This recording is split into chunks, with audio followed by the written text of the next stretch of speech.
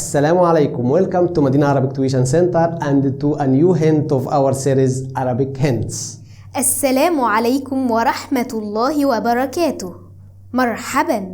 In this video we will learn how to speak Arabic in gender neutral way.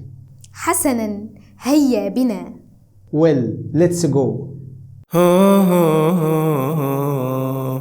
Madinah Arabic, your portal to learn Arabic.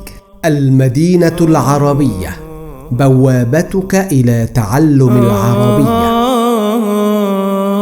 Welcome again. All of us know that Arabic language is not a gender neutral language. It rather has different forms for male and female in most situations. Let's see this example.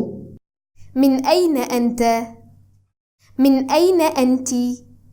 Where are you from for masculine and for feminine? حسنا فعلت. حسنا فعلت.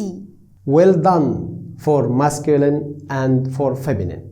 The idea of speaking in a neutral way depends on pronouncing a sukun or a stop instead of the vowel ending. Thus, the sentence could be addressed to both genders and fit to the same meaning.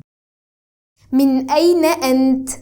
Where are you from for both genders? كيف حالك؟ How are you for both genders?